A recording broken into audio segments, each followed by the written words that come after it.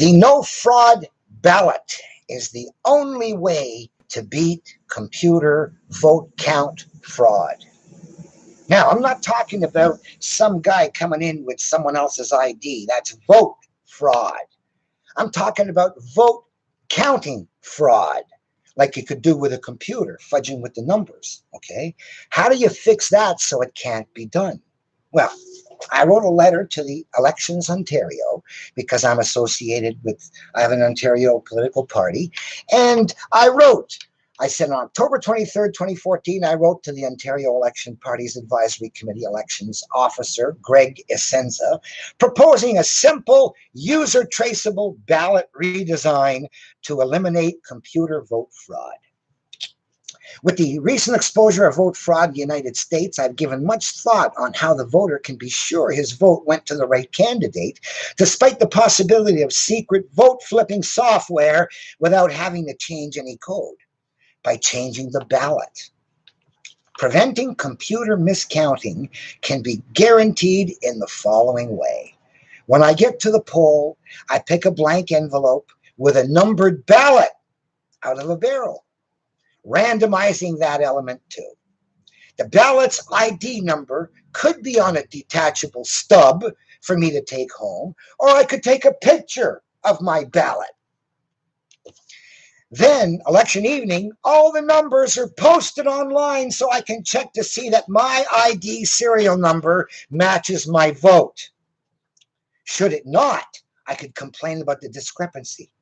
Should someone ask for proof, I could produce the carbon copy of the ballot or the picture. So a carbon copy ID number ballot or a picture eliminates all chance of computer miscounting. Hoping you institute a sure vote ballot, I am sincerely yours, John Turmel. Need, eh? Even if crooks have the software to flip the vote, it can't be done without being exposed if you can check it online.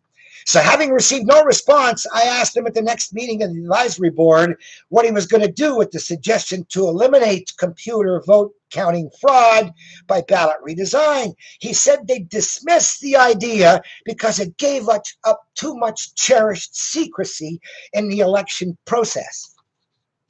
Nice of him to want to keep how I voted a secret from me, because no one but me would have the carbon copy.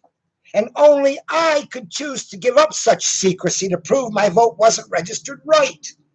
But that was Mr. Essenza's pretext to keep the election tabulation corruptible rather than incorruptible. So they had a way to eliminate corruption completely, and they said no.